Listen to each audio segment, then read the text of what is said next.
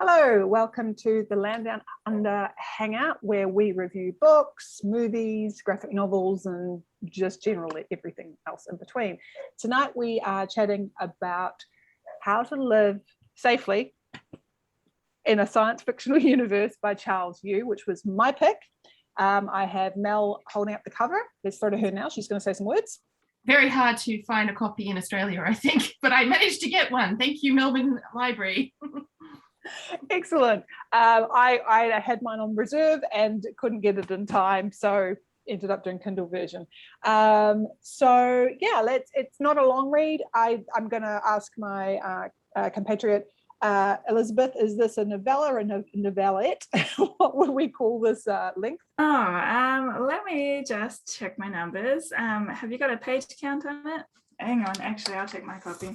I can already answer the question. I know because I checked into it myself. It's definitely a novel. It's just a very short novel. Okay. Well, there you go. Okay.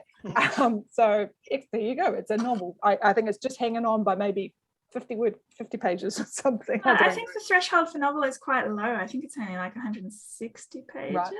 Oh, wow. There you go. At least that's the definition for the Hugo Awards. That would be from, and that would be based on word count rather than page count. So it's an approximate which conversion. makes a lot more sense when you consider what you can consume. Novels, books, and stuff in many different forms, digitally and in physical form, and large type and all of that kind of stuff. So should I go first or should I throw it out there? Your choice, Sarah. My choice. So we'll get into it in a bit, but this was my choice. It was not what I expected from the title. I actually found the title very compelling. I know that Mel was, quite rightly kind of sick of typing it out, but it had that whole. Yes, it really was. Yeah, you think about some of the fun novels that Hitchhiker's Guide to the Galaxy. Like it's kind of this elongated thing, and I kind of liked that. I thought it was riffing on that a little bit. Maybe I wasn't expecting Douglas Adams, but I thought possibly it might have a bit of adventure kind of style in it. I didn't hate it, but I have to say I didn't really enjoy reading this. I found it really hard work. I have lots of opinions about where it fell down for me, and I didn't read too much into Goodreads before we did it, but when I had actually listened to, and Kim will speak to this as well, a podcast called Imaginary Worlds, which is fantastic, and actually spoke to Charles Yu, the author. I think it was mainly he was plugging his latest book, Interior Chinatown, I think it's called, and which also sounds quite interesting, but they were talking about time travel and this book, and I think, again, considering the other novels being mentioned and the other tropes being in there, I was expecting, I guess, more time travel at the end of the day. I'll get into it in a bit. I also just wondered, for me, it is definitely more of a literary work than it's not science. I kind of, my main thing is I don't think it knew what it wanted to be, and or I am just not highbrow enough to realize what it was, and I'm not really sure, because the reviews were kind of, some people agree with me and then others just thought it was amazing. So that's me. I'm going to throw to Kim. I'd say I probably feel very similar to Sarah. I feel like there were a lot of words where there didn't need to be a lot of words in some spot. A lot of words that didn't need to be in there. I think if I were to collected all the bits that I really did like, you could probably make it into a novella very easily. It was just a bit too descriptive, where I just wasn't interested in it being descriptive and breaking things down and things like that. I got a bit frustrated with that. I'm like, I just want a bit more story. I wanted more story. But yes, I enjoyed the parts that I enjoyed, but there was a lot that I was just getting through, unfortunately. Yeah. Let's throw it to Elizabeth. Okay, well, here comes confession time. I read up to page 7 and then I put it down and I did not pick it up again. So this is partly because I do not like absurdism. I do not like Douglas Adams. I don't like Alice in Wonderland. And this had, a bit of the same feel to it. If only Elizabeth. Okay, well, I guess that is also disappointing for some people too. So, and then the introduction of the dog almost sucked me in. I was like, oh, I could care a lot about this dog, but then I was like, oh, but now I'm going to worry that something's going to happen to the dog. And like, I'm like, oh, it was a tough week. I really didn't want to put myself through that. I had to because it was my book, but yeah, I feel you. I feel you. Mel.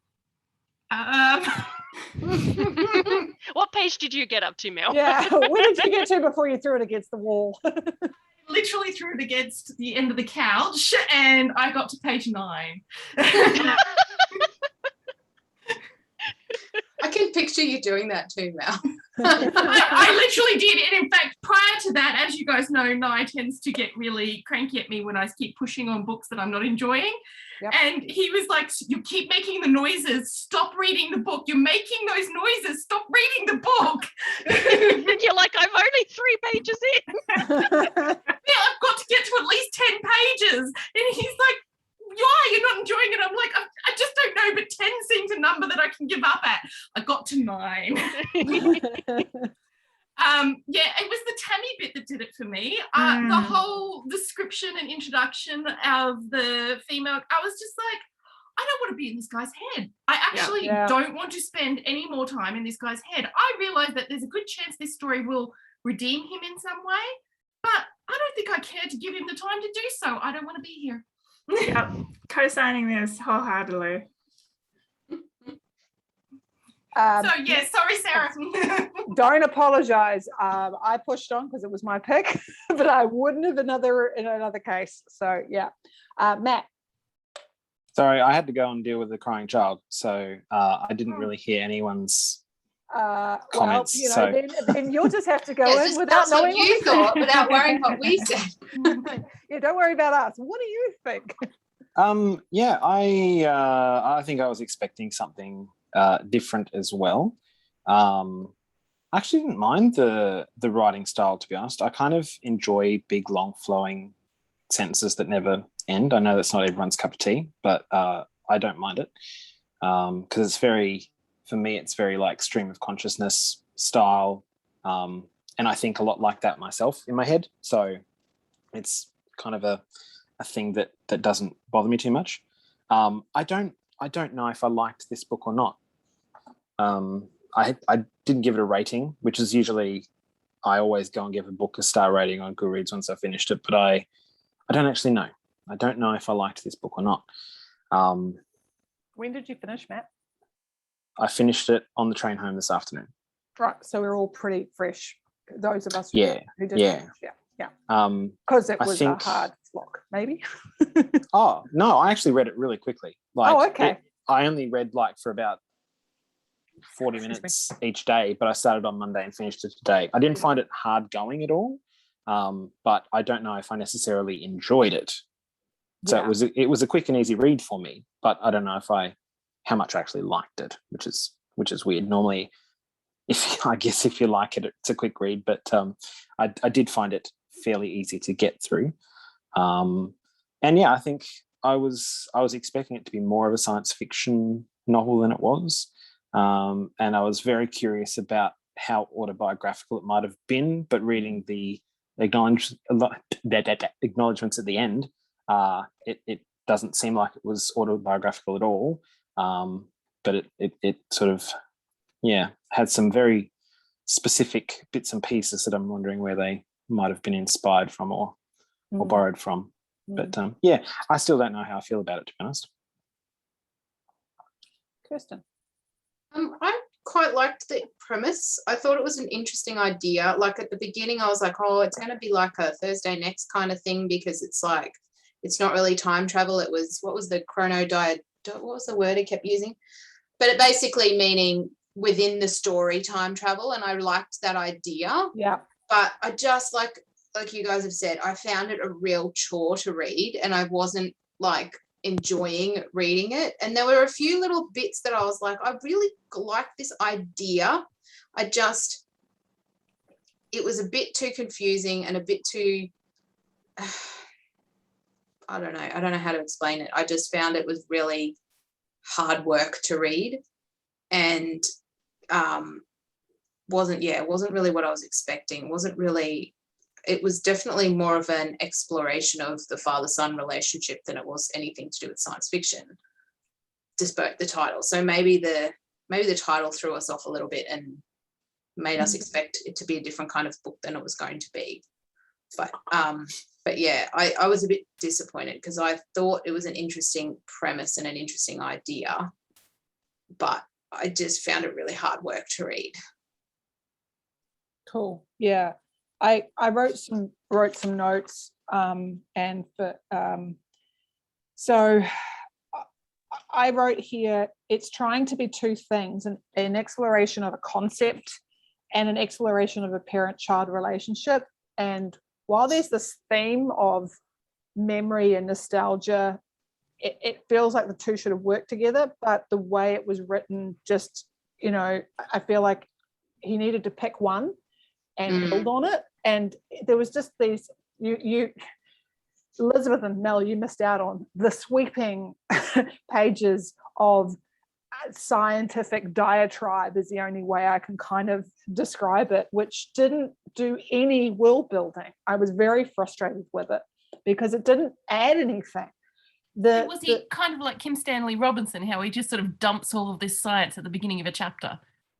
It's like almost like pseudoscience technobabble that doesn't really end up making a whole lot of sense. Yeah. Look, the man's who wrote The Martian? Andy Weir. Yeah, he's no Andy Weir, right?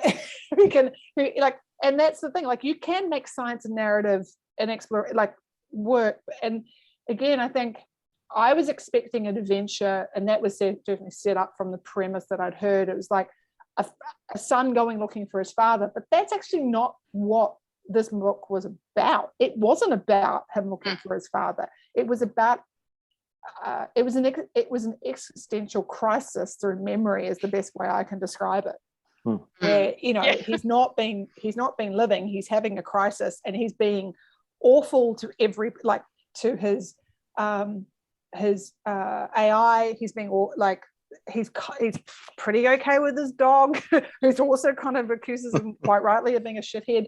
And I wrote here, there was a couple of things. It's like, it's not, we talk in the group is like, are you a plot driven narrative or are you a character driven narrative? And this wasn't really either, because there was no plot. And the character, like, to Mel's point, I was just trying to go, well, where is he going? And as I said, it's just like, if it's just an internal exploration of self, that's fine, but that's not how it was set up to premise wise and all that kind of stuff. So I was kind of like, I'm not really sure what I'm looking at. And I was very annoyed at the end, because I wrote here another point, and actually Kim, you hit the nail on the head. I said it should have started halfway through this novel. Yes, that's where it actually started to get a little more interesting, because it was going into the story of the father and the son halfway through the book, and I'm like, oh my God, are we finally getting somewhere? And I was just sitting there thinking, and I kept thinking of screenwriting lessons from the Beyond the Screenplay team, who were like going, start your scene in the scene. Like, don't do, like, get in there. You kind of have to work it out, and you can write that in, but don't, like, your scene should be in the scene, and then the end of the scene is what the scene's been about, but be in the scene. And I was like, that's the problem, is like half the book was this setup, but it wasn't even set up. It was just like he spent 10 years just living in some kind of non-space. Yeah. And that's the thing about the characters, like Mel said, it was like, what lessons is he learning or going through? And it really was just, it's an existential crisis, but he didn't get to a point where he learned anything really. It was, I think it was about forgiving his dad for not being perfect and not being who he wanted his dad to be or something, but Yeah, and then the whole bit at the end, it was so rushed, where it's like, and this is what I said about, like, it should have started halfway through, because the whole going to find your dad and that conversation, we were robbed of it. We never had it. It was just like, I got my dad, and there was this and this, and then we went to have dinner with I'm like, that was it. Oh my God, we've listened to you complain about your mother crying unfairly in scenes of this, and now this, as a reader, these rewards that we get for going on this journey, you're not even letting us have them. And I was kind of like, yeah. And so those were kind of my takes on it. How does that resonate with others? Yeah. I was also like, you start telling us this story about something like Universe 31, and then you never go into Universe 31. It's like, did you really need to tell us most of that stuff that you keep going into Universe 31, but you never actually do anything with Universe 31? So why do you keep talking about it? I think that the whole thing was set in Universe 31. I think the but whole I'm like, book... it was so, like, it just felt so but he tangential. never built the world, so don't bother. Yeah. Like, he never explained he didn't it. It never made any sense. I'm like, why are you bothering to do world building? Because you're actually not very good at it. But what you are good at is explaining this relationship. So just don't even do any of the whole world building or just trying to explain how time travel works. Just do that bit that happens to be in a time machine. That's the bit you are trying to explore. But there's all this other stuff. That's why I say it's like, what do you want to be? Yes. So, I liked, like, his descriptions of when he was on the planet. And describing the environment. That was really nice. But all these places that he never went, never saw, nothing else of the story was based in any of these places. And I kind of got a little bit of it would be fine, but there would just seem to be way too much for it not to go further in. And I agree with you. I enjoyed that whole walking through the neighborhood and the place where he went and talking to, like, the bit with his mum was actually really like, I got that. But then we never spent any other time in that world. That was it. And and then there was discussion with the sex bot, which I suppose was him having some kind of epiphany about life, but I was like, that wasn't really needed. Sounds like it's well grounded in literary tradition. Oh, okay. Yes. I mean, at the end he realizes near the end he realizes what a shitty person he's been. And he's never realized that before. But it's so close to the end of the book that you don't get really anything from it. Yeah. He's like, I have been shitty. I have been shitty to everybody. I've been shitty to this person, that person. Shitty the whole time through. He talks about how awful he is to Tammy, but he doesn't stop being awful. He continues being even an after asshole. he gets to the point where he's like, be nice to Tammy. Doesn't he tell himself to be not like, I can't? Yeah, he keeps saying Tammy is himself. But no. Well, it is yes and no, but at the same time, he's being shitty to himself in all different versions of himself. I really enjoyed the idea that we were reading the book that he found in the time machine, and I got to did you get to the bit where it was like he goes to look to, he's like, I'm just going to turn to the last page and see what the last page says, and then it's like, this page is intentionally left blank. Did anyone else also flick to the last page to see if the last page actually did say this page is intentionally left blank? Couldn't do that, but I did. I kept wondering, and I'm like, that's cool. And I'm like, this is the thing that's making me kind of feel like disappointed, because I love this idea of like, we're reading the book that he found in the time machine and it's like meta, but it just wasn't pulled off the way I would have liked it to have been. Just like point out the last page of the physical book. Yeah, that's what I'm saying. I had the physical book too, Mel. And so when I got to that bit in the middle of, because there's a page that says that in the middle of the book, because he's reading the book and he goes, oh, well, screw this. I'm just going to read it. I'm just going to skip to the end and find out what happens. And when he does that, that's what he gets. And that's what happens. So I did the same thing. I was like, well, I wonder if that's what the last page says. And it is. And I liked that. But I wanted more of that kind of thing and less of the, like, just, I don't know. It's so complicated and confusing. And what were you going to say, Matt? I kept waiting for something, like I kept expecting him to realize that he was a character in a book. Like that was that was the conceit I was expecting. Like once they started talking about this being a narrative universe, like that, however they've created this universe, it's literary, it's a narrative world. I kept waiting for like, oh, so what's going to happen is he's going to realize he's a character existing in someone else's book kind of thing. And I'm still not. I did realize that from the very beginning. But is he though? Because he's using the term chronodiegetic or whatever that word is. And I didn't know what that word meant, and I Googled it, and it means within the story. And it's like, and there was a few other things as well where it made it kind of clear that they were in a fictional world. Like he keeps talking about being in a science fictional universe. Yes, but is that one of the universes is that one of the universe they created? Like when they started, when he was little and his dad and they were working on the time machine, were they already in a created universe at that point? From what or I could did tell, the universes yes. only appear afterwards? No, they've always been in a science fictional universe. Yeah. Always because they talked about the sun and the grass and the light and the end. But again, I didn't get any of that because the world building was so terrible. He wasn't fictional because he said that the dog is not real. And there was something else that's not real. So I figured they're part of the science fictional universe. He's just in the science fictional universe. That's the bit that I still can't make up my mind about. Yeah. But he said the dog wasn't real. Like the dog isn't actually real. It doesn't eat. It doesn't actually need to eat and sleep. And the way I paradox. Yeah. Which I kind of liked.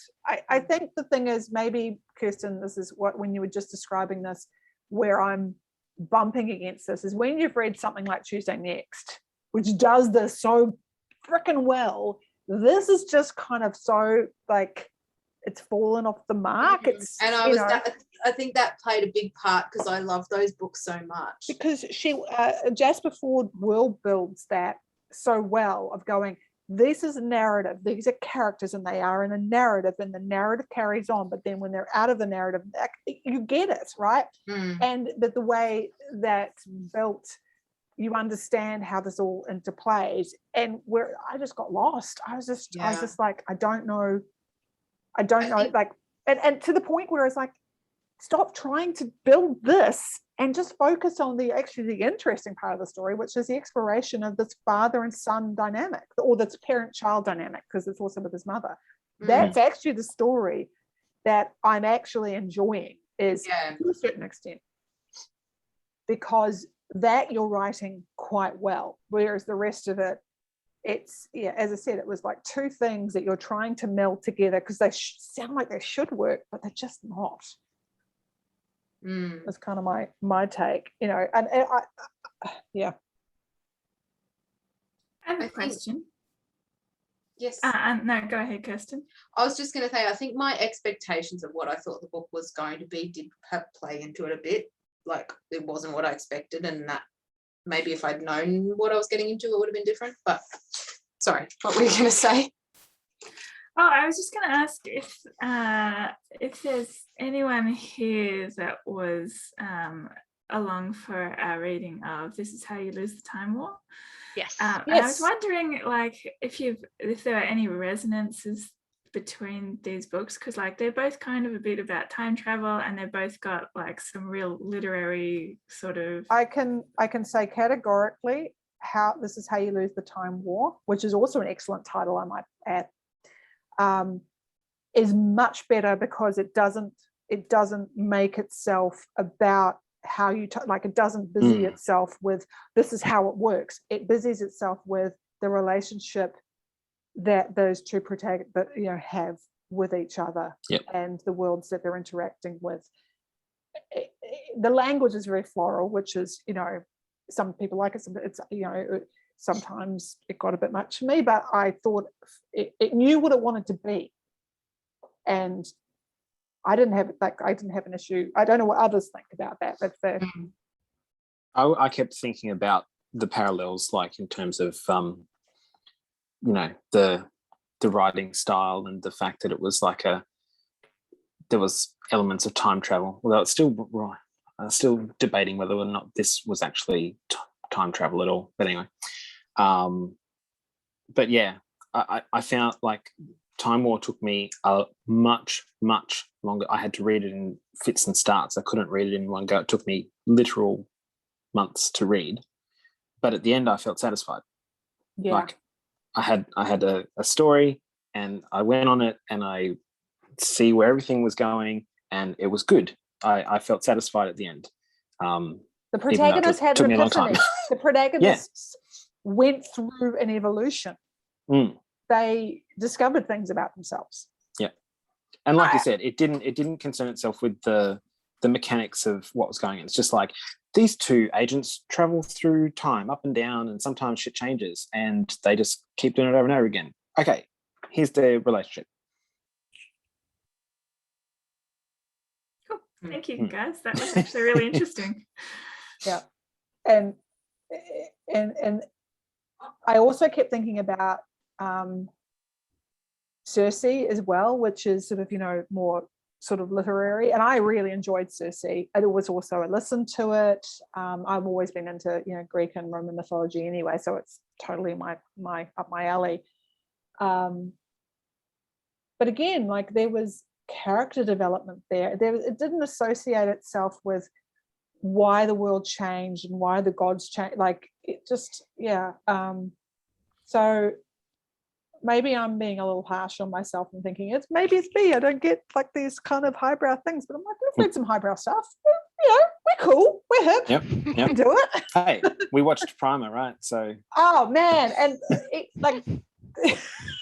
but that blows your mind in other ways, right? And, and we have to talk about Tenet and soon. As someone who has, Elizabeth, you go. Go ahead. I was just going to say it's slightly tangential, but as someone who hasn't read Cersei, my immediate thought was you were talking about Lannister and not. You're like, I enjoyed Cersei. I'm like, did you really? Okay. Look, I feel Not this sure what that's is doing with a geek problem and like very fitting for this group. I was going to ask actually, Sarah, what was it about Cersei that made this that got you thinking? Like, what was the connection for you between these two books? Okay, so there was I think it was that the case of this isn't maybe this is just being a little bit more E=1, but it seems like, okay, this feels, now that I'm in this isn't a science fiction book, this is a literary book. Cersei is a literary book, and it's, I suppose the other thing maybe I was also thinking of, it's that exploration of self. But I think I hadn't remembered, This Is How You Lose the Time War, which again, I was not expecting that book from that title.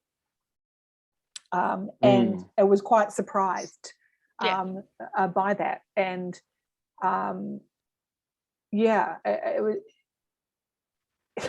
they're both really good titles, like this, This Is How You Lose the Time War. I mean, it's just, I don't know, I really like that. It sounds like something Vincini would say, from The Princess Bride, and How to Live Safely in a Science Fiction Universe. It has these kind of tropes from other types of works, and I wasn't necessarily expecting Douglas Adams, but I think I was expecting something, probably a lot more about the science fiction or about the time travel, and it was an exploration of a parent-child relationship, which was pretty dark. And I think there were themes in there that I think we can all identify with, that whole realizing that your parents are just people and they're flawed and they don't have it all together, and that point where they, and it always kind of fluctuates, where they start realizing that you're someone who could have opinions and they seek your opinion and your advice, but then they also can't help but seeing you as a child who will never be as intelligent. And I kind of appreciated that. But I think it's really interesting, that comparison as well, because whereas This Is How You Lose the Time War had a lot of floral language, which was its own, like it was quite beautiful. It was quite poetic, and I'm not really a poetry person, so I still kind of, you know, I could appreciate it for what it was. And you know, but this, Matt, you really vibed on this apparently, but I wrote down too many metaphors and similes to explain it. I got it the first and second time. I don't need to get it the third or a fourth. For me, that was like a thing of like not, and I've seen it sometimes in myself, but I've seen it often with other people, particularly when they're trying to explain something to me that they understand, but like they're trying it like 3 or 4 times, trying to explain the same thing, and they do it over without even realizing that they're and they kind of thinking they're not getting it across, even though like I've got it. Are you talking about me? Time. No. They've got it to me the first time, but they can't seem to realize that their first go at it was good enough, and so they keep trying to like and end up over explaining kind of thing. And that was the kind of feeling that I got from this. I'm talking about like developers that work for me, and I've said like, you know, please explain to me this thing you've done, and they have a crack and I've got it the first time, but they don't think they've done a good enough job of explaining it, and so they feel like they have to go 3 or 4 times trying to re-explain it. I'm certainly guilty of that. I think it's partly when I'm doing that, I don't give people time to process, and that's what, like this. Sorry, that's just by the by. But I know what happens. It's because someone doesn't go, oh, okay, I get it. It's more like, you know, they have to sit there and I've been told that it's like I actually got it, but then you kept going and I didn't have time to like let it sink in or go through it and then come back, and I, you know, have to pause and have to take that on. I think in this though, when I read, Kim, tell me what you think, because you picked up on this, it was your thing too. I felt like he tried he was like, I'm going to write these different things. Here's 3 of them, and the editor never came back and went, that one, that's the good one, that's number 1, go for that one. That kind of felt like it. It felt like I came up with 3 options to describe this, pick one, and nobody ever said okay, and they all made it in. Yeah. Of these 3 paragraphs that describe the same thing, I'll play it safe. I'll go with all. Yeah, I'll put them all in, and I was like, oh, okay, so I got it the first time, I'm just gonna, you know. The thing I did like was, which was a really cool concept. It's not even a concept; it's truth.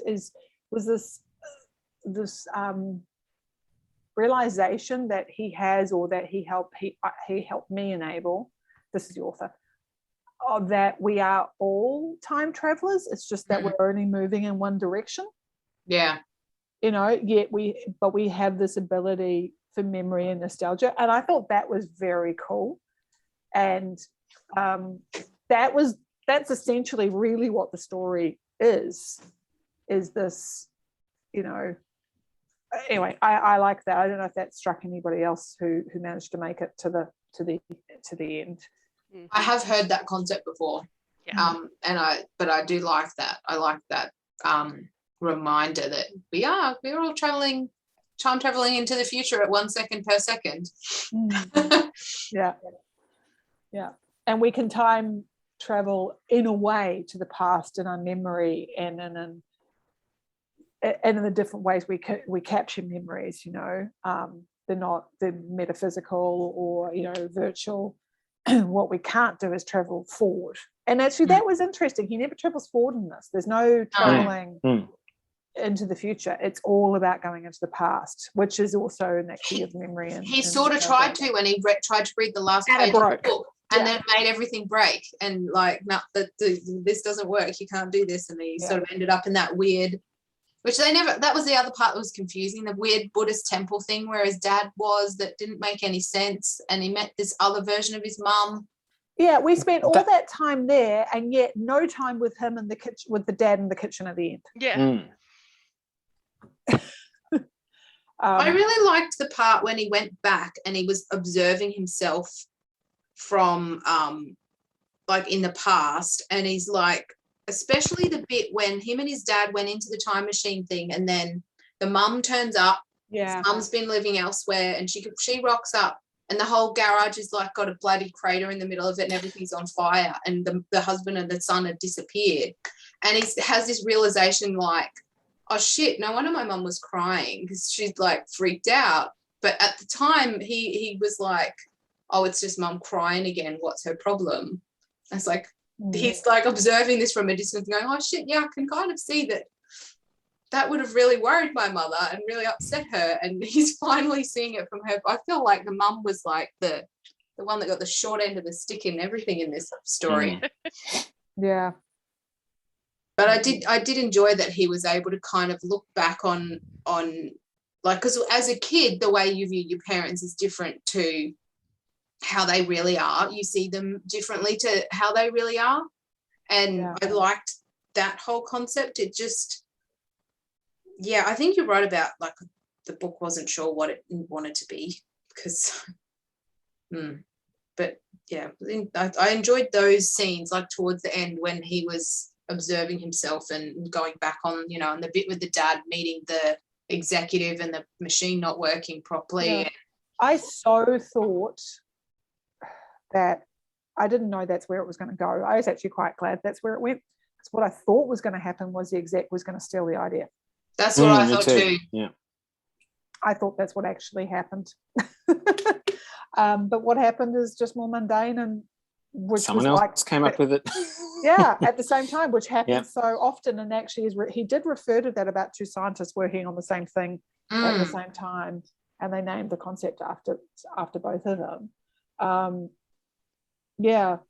And I did also, and I enjoyed talking about that arc about being, you know, you're still there, but you suddenly feel weightlessness, so you know you're about to come down. I thought that was really good. He didn't need to explain it 5 times, but I did like that idea, and I got that, and I grasped onto it, and then skimmed the rest of it, but he kept going on and on about it. But I thought that was a really good way of explaining those moments. Hank Green did a talk at XOXO and talked about something similar, where he says, you know, what did he say? He said periods of great success as depression triggers for him. You know, it's like one day, oh yay, and then you can't get out. Like, and I'm like, that's it's like, oh, I'm this high, now what? You know. And I just thought I just really like that, because it sort of says something about the human condition. And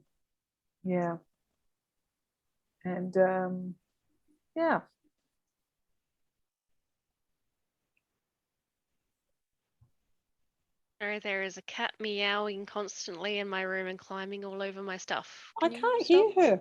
I can't hear her. It does, the microphone won't pick her up unless she's all I see is a tail.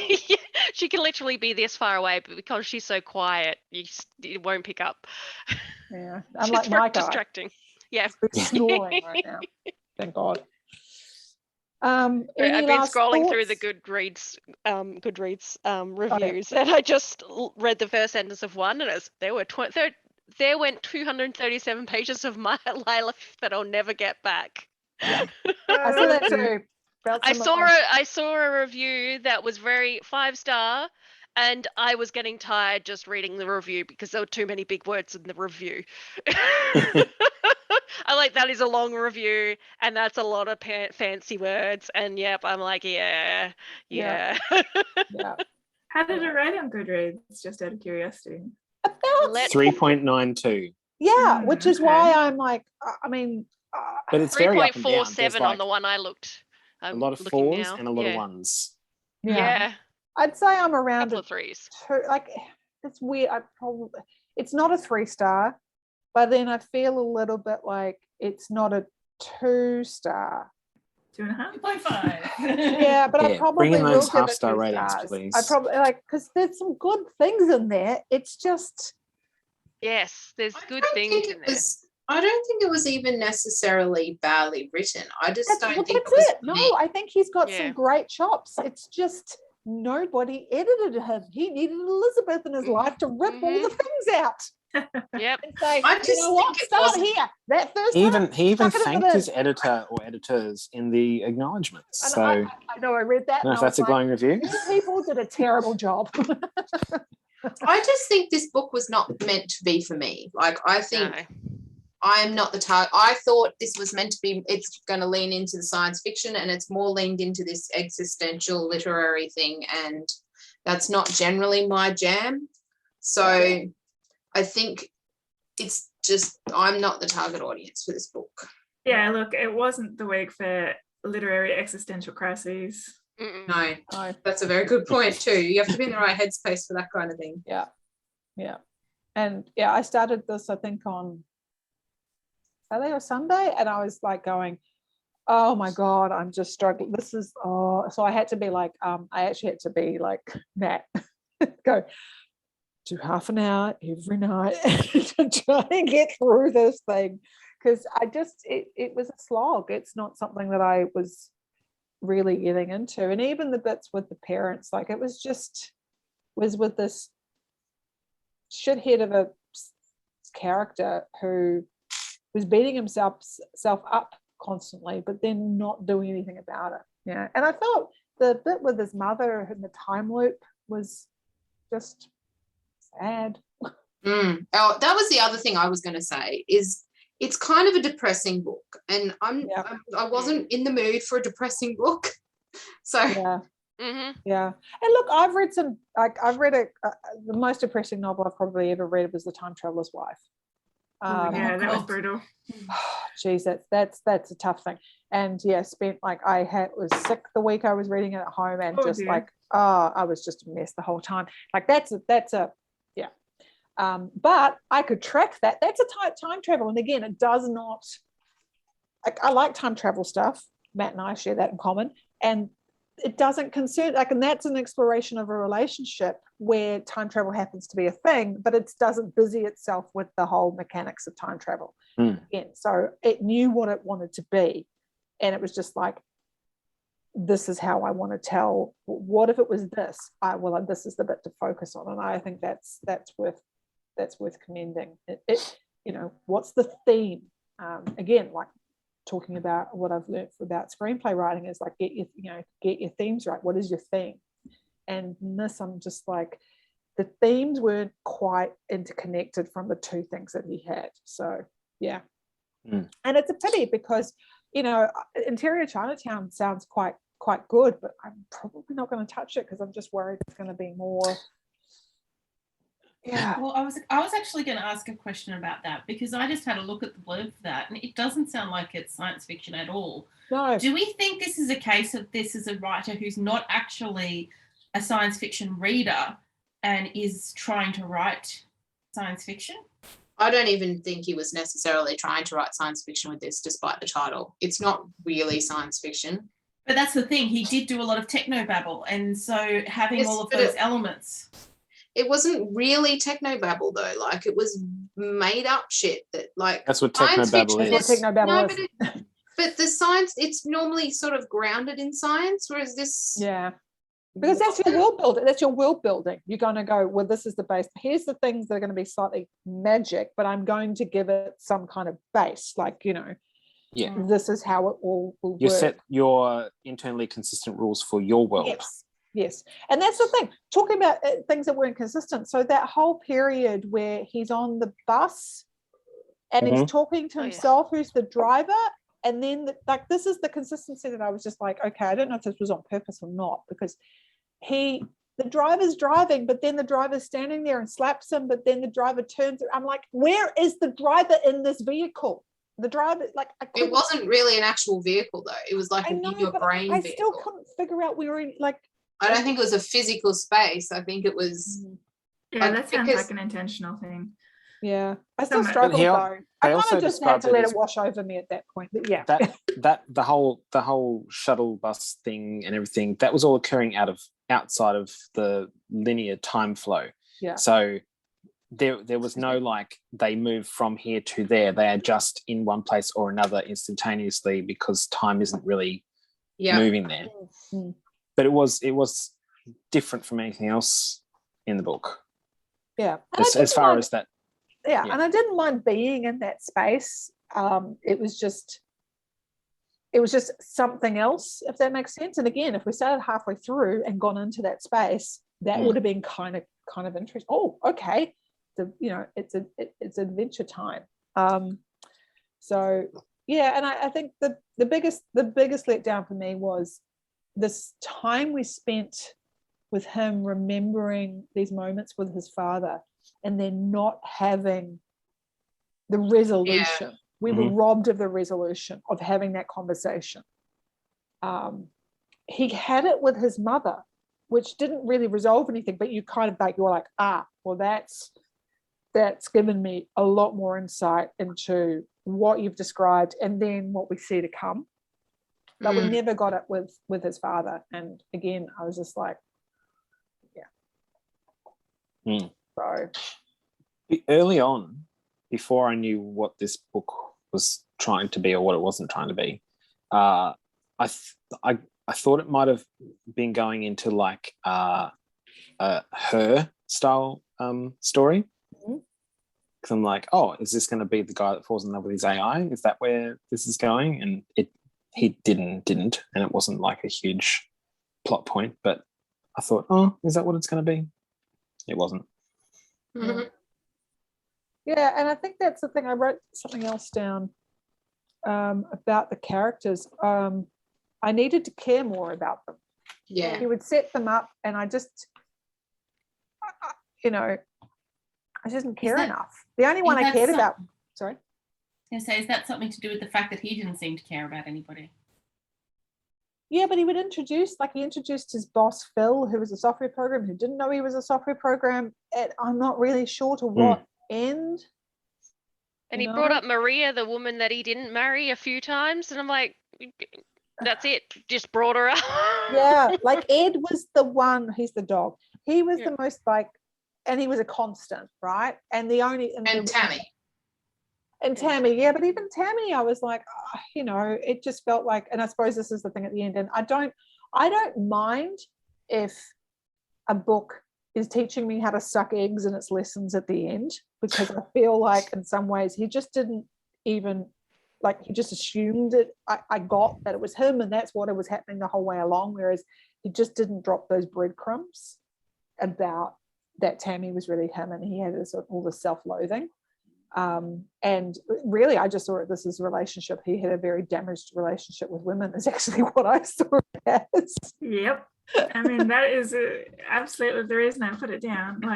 Also, if you're gonna pick a figure to put all your self-loathing on, I mean, that is not a great choice. Mm-hmm. Yeah. So, yeah. Anyway, so Charles, How to Live Safely in a Science Fiction Universe. Not for us. No, didn't really teach me how to live safely in a science fictional universe, to be honest. No. For that, we would recommend you check out Jasper Ford's Tuesday Next novels. Thursday next. It's one of the days of the week. I recommend you check those out. I'm pretty sure Tuesday is one of her kids. Tuesday is one of the siblings. Oh, right. That's right. Yeah. That's right. No. Sorry, go ahead, Matt. Oh no, I was just trying to remember because I was trying to remember who are siblings and who are kids. Yeah, I can't remember either. I was just going to say we also recommend This Is How You Lose a Time War by Amal El-Matar and Max Gladstone. Yes. Yes. Elizabeth, if you don't like Douglas Adams, you're not going to like Thursday Next. Okay, I will steer clear. I don't think I've done any Jasper Ford, so I absolutely love Jasper Ford. That's one of my favorite series, the Thursday Next series. But I like them more than Douglas Adams. If you don't like Douglas Adams, if you don't like Terry Pratchett, you probably won't. Look, I love Terry Pratchett. I don't like absurdism, and that is Douglas Adams. It's it's I would say it's definitely kind of in that kind of realm. Yeah. Look, put it this way. I've never read Great Expectations, but I freaking love Miss Faversham because she's awesome in this novel. So when everybody's like, oh, Miss Faversham's got all these issues, I'm like, no, she's awesome. She's the time-traveling kick-ass narrative figure. Not remembering that she's not actually that person. Yeah. And Mrs. Tiggy Winkle from Beatrice Potter. Mm. And the whole Heathcliff and Kathy stuff is hilarious. But yeah, anyway. It does have a lot of payoff if you've read a lot of classic novels too. Like, watch if you the haven't series. read much, it's like, I feel like it reminded me of Pratchett a lot in that way, that sometimes, especially I've only really read the Witches books of his, but a lot of those ones, it's like, if you've read them, the thing he's riffing on, it's hilarious. And if you haven't read the thing he's riffing on, you're like, I feel like a lot of these jokes are going over my head. Yeah. I think the other thing, if you're reading the Thursday Next novels, is if you have a good appreciation for cheese, you're going to do well. I do like a bit of cheese. Yeah, I noted. All right, and for anybody who'd like to join us next time, we're going to be reading Some for the Wild Built by Becky Chambers. So we'd love to see you then. Bye. Bye.